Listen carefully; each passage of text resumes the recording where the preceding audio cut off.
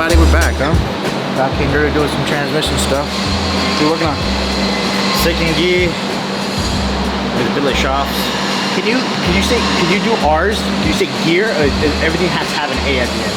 Yeah. So say Uber. Uber. So they have no R's in Australia. Uber. We just say with R. God damn, you got a lot of transmissions back here, Milo. 1, 2, 3, 4, 5, 6, 7, 8, 9. I'm glad I don't have to build them anymore. I better check my paychecks then. Make sure it's the same. Where all the CNC heads at? Oh, okay. Later on we could go. Yeah, they're on the bench. We're going to go show some people. Show them what we got going on this week. Pretty cool week. All technical stuff going on around here this week. Our tech department is finally operating smooth. Got a lot of techs. Things going smooth. So now it's just Milo's gonna have to really crank away building these engines and transmissions. A lot of cool development stuff going on that Milo essentially runs it all, designed it all. So we'll go over everything and show you guys what consists of inside of our engine. I don't think anyone in the market really shows what goes in their engines, do they? Not many people do know. Not that it's bad, it's just a very tight, small market. We're not scared or mind showing you guys, because at the end of the day, we could show you everything we run in it if you could do it and get it made yourself, right? So there's more than just parts. Yeah, a lot more than just, hey, it's the part they run, I'm gonna go do the same thing. So with that being said, we will show you everything that goes in one of our engines from the beginning to the end. And clearly we're not gonna show you Milo's secrets, but we'll show you the parts and he'll explain to you why he uses the parts he does versus what the other people do. Yeah, pretty much, yeah. And remember, I know a lot of people say, well, this company did this and this company did that. Listen, we're not taking anything away from them. We're just speaking, at the end of the day, these engines are just air pumps. Milo has been building engines for years, from 3,000 to 5,000 horsepower engines. And making horsepower out of an air pump is more than just putting parts in it, right? So it's pretty exciting.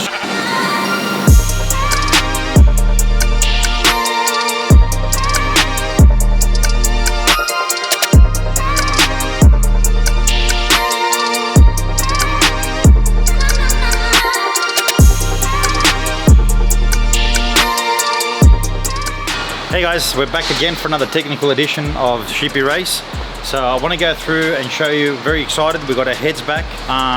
We developed some ports, we've been doing for a while now. We've made a lot of tumble in our heads. We're not looking for the largest port. We actually went for a lot of tumble, a lot of airspeed. These things make phenomenal power and we want to keep it in the same parameters of what the factory was. So we want to bring the boost on quick. And at the same time we want to make power, but we don't want to go crazy with these massive ports and everything else. So we sacrificed one head, which should be done to everyone, but we sacrificed one head to see how big we can go with the port, what effects it was doing. And everyone that knows these sort of cars, so the Lamborghini has 5 ports because it's a V10, and out of those ports are all identical. So we could actually do one port, go to the next port, go to the next port until we came up with a 5th port, which is our optimal port. A lot of time went into porting and a lot of time went into development of these heads, and we're super excited to have them back, and especially the numbers that we're getting out of them, and especially the parts we're going to use out of them. So I'll go through and I'll show you some stuff, and Alex will join us very soon and he'll be excited to tell you guys as well, because I know he loves this sort of stuff. And by the looks of it, looks like he's coming right up to us, so it's going to be good. Put you on the spot, mate. The benefit of having a brand is anytime I get a shirt dirty, I guess he'll grab a new one. I wouldn't be taking your shirt off from the camera, mate. They're gonna, scare the viewers, So we can tell them. So I just explained to him that we sacrificed one head. We've been doing all different ports, and we've finally come up with a port that we want to run. All about tumble, and we want to keep the factory. As you know, the car comes on boost really well. There was no need to go to a massive port, no need to go to these big things that everyone's doing. These cars produce phenomenal power, very close to using factory stuff. So we just wanted to make our development into the engine program stuff that we're doing. People got to understand, this is designed by Volkswagen, which is one of the best, right? So, it's funny, when we were first doing the intake manifolds with his brother, that's a test we should do one day, buy one from each competitor. These factory intake manifolds, they spent 60-70 hours developing to try to improve barely anything over factory. You're paying top dollar for these cars, so everything they do out of the box is damn near right? It was. Well, our first intake manifold actually, we lost power. Right, right, lost power. There's no way in the world we're going to put that in the market. Right, you know, one thing we know is whoever's hands our intake manifolds land on, we don't have nothing to worry about. Yeah, so the same thing goes with our engine development that we're gonna do. But like I was telling you guys earlier, most people don't share this stuff. We have nothing to hide. We want you guys to see what you're spending your, you know, your hard-earned money on, right? So a lot of money is. We want to show them the experience. We want to show them. We want you guys to have confidence in the stuff that we're doing. It's, I think there's 1, 2, 3, 4, 5 sets. Five so this sets. It's like $100,000 in cylinder heads. Oh yeah, These are sitting here. way over. Yeah, way over. Way over. So that means that's 5 engines Milo got to build. Very soon. Hey, we're excited because if we can make 1400 horsepower quite easily on the factory engine, I think everyone's going to be pretty excited to see what we're going to make with something that's pretty built and our sort of combination. So yeah, the cool thing is, you know, while everybody builds these cars, these crazy numbers, our Mac Daddy car has become a household package. You can get in it and drive it. So what we're going to do is imagine that just with another 400 horsepower, be able to drive it everywhere. Clearly the 400 horsepower comes from a properly developed engine, a little bit bigger turbos, and let it ride. So should be fun. So back to the heads, like we said, in the development of it. The ports are not crazy, they're pretty good. We've got massive tumble in it, brings on boost, brings on airflow, and that's what we're sort of getting for. On our heads, we're changing the valve seats to a copper seat. They're all different type of coppers that everyone use. I've been on heads for a lot of pro mods, top fuel and stuff like that, so we like to use a special sort of, you know, a brass seat that I'm comfortable with and that we've been making great power with. So we're going to infit them. At the same time, I don't think anyone, maybe a couple of guys, but I don't think anyone's in this sort of market or even in the import market or, you know, in this sort of thing, anyone's doing like a CNC valve job.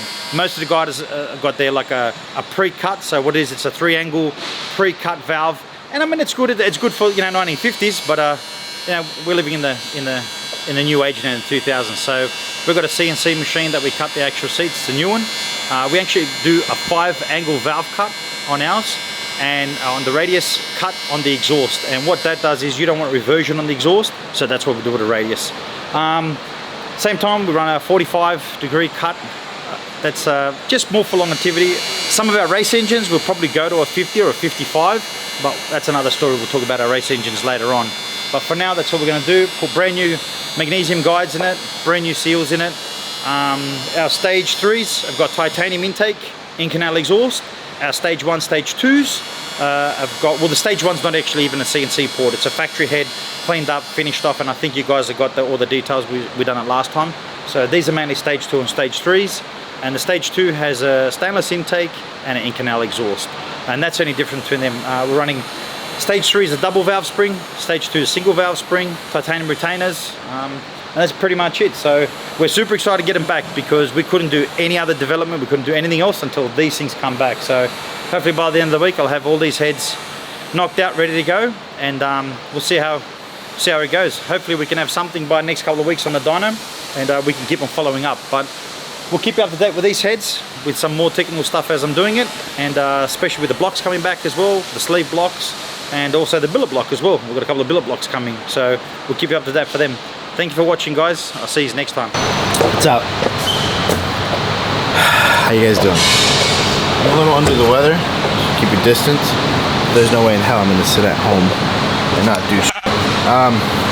So the second half of this vlog is going to be just kind of a little in detail on some stuff as far as like piston and rod assembly. And then I got to go through all these clutches. So these clutches are some of our race clutches. They're 9-on-9s. These are the steels and frictions that we use. There's 3 sets here, 3 sets of frictions, and then a lot of steels. I did have some steels get warped, and when they get warped, they won't adapt and do what they're supposed to do in the transmission. So I got to go through all these steels, put it on this nice flat surface. This rock is actually machined perfectly flat, so if you have something that you put on here that is warped, you'll be able to see the high spot. Actually, this one's warped. What a coincidence.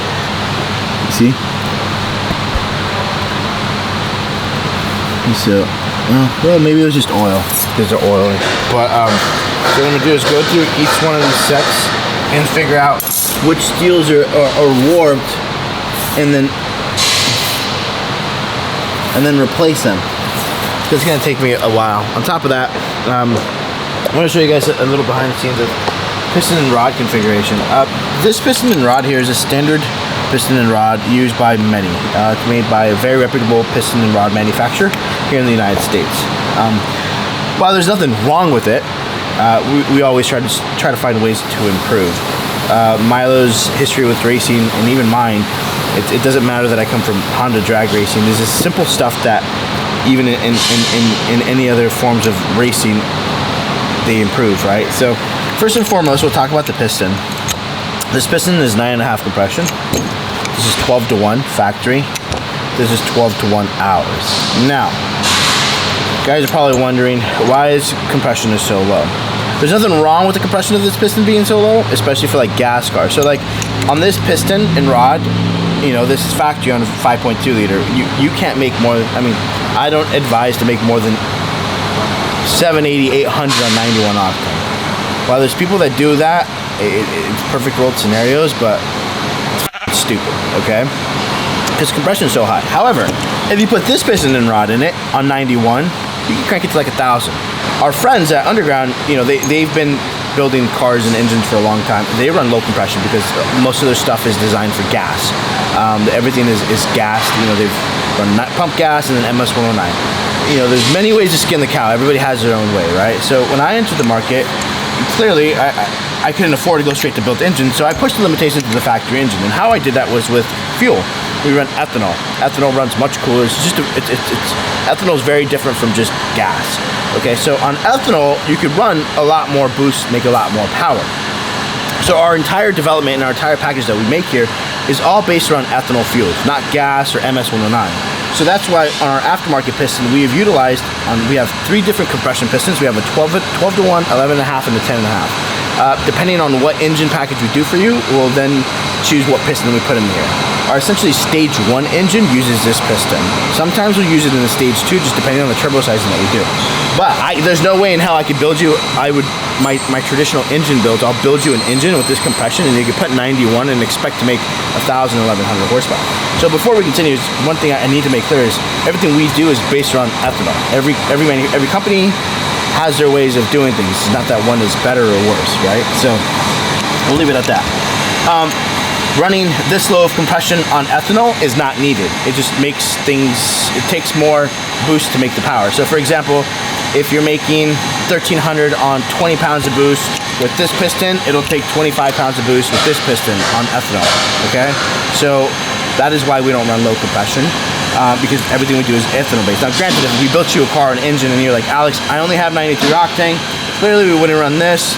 I would probably have to order a set of these pistons, but that's not going to be the case, because I would tell you, go to Underground if you want one of those platforms, because everything we've done has been around, you know, ethanol fuels. That's just the piston stuff. I don't know what they run as far as rod, but this is a very traditional off-the-shelf rod. It's an H-beam rod versus an I-beam. Factory's I-beam, okay? H-beam. Kind of see why they call it an H-beam, right? This is an I-beam. We run an I-beam rod. So we try to stick to a lot of the OEM ways of doing things. But the most important part about this rod, you know, this H-beam rod here, you know, back when I built Hondas, was like the entry-level rod that we would run in our race cars. The race rods were all I-beam, okay, that we ran in like the big, you know, 1,1500 horsepower 2 liters. Anything under 1,000, we would run a generic H-beam rod that Eagle makes, which looks very similar to this rod. So just seeing this off the top of my head, I'm like, I wouldn't put that in my Lambo, but apparently a lot of people do. Whatever, to each their own. Second of all is the bolt. The bolt essentially holds this, you know, the rod cap onto the crankshaft. You kind of want a lot of strength in this little guy, right? So that's that rod bolt. That's factory rod bolt. Even the factory rod bolt's a little bigger, okay? And then you have, sorry about that.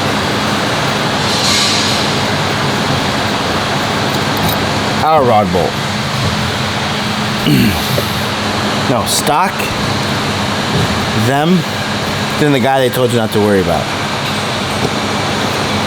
Yeah, I mean, we really don't have nothing to hide. We've been very open about everything we do the past couple years, and we'll continue to. So I don't know how I feel about this. Now, I can tell you the grade of the bolt is much stronger than factory. That's for sure. I know that. But I'm still not too impressed. Now, this rod is clearly much better than a stock one. Look at these things. Look at that puny little guy. This bitch will take some jam. They make power. Not that they don't work, there's just always ways to improve, right? So that's what, you know, the little things and the extra steps that we're doing here with our development and our packages. Again, there's people out there that have been doing this for a long time and it works. Again, nothing wrong with it. It's just, now, there's always 50 different ways to skin a cow, right? And not one way is necessarily better than the other. It's just what you feel comfortable with and what you want to do. So that is the differences of rods and pistons. As you can see, the piston here is very similar to stock. Very similar because I don't want to lower the compression because we run ethanol. I just want a stronger piston and a stronger rod to be able to throw another couple hundred horsepower at it and not worry about this rod cracking or breaking in half, which we've broken. I mean, look how narrow that thing is. This motherfucker is not designed to make 1,500 horsepower. But somehow we still have. So yeah, just wanted to close the vlog out on with this and show you guys what I got going on with clutches. This stuff right here makes my head hurt because I gotta measure everything. So then these are my extra steels. And I have different thicknesses of steels. And then there's overall clutch stack height that you want. So there's a clutch stack height when I measure from here to here, and a give or take number that I'm targeting. So then I'll switch out the steels, which are these, to be able to get the desired number that I want. And then that's 3 clutches that I'm gonna go over, and then they'll be ready to be installed with the cars. You see here, very busy in the engine area. Pick up 5 sleeve blocks tomorrow, and Milo's got a lot of engines to build. Got a lot of cars to build. So that's a wrap for this vlog. We'll see you guys tomorrow.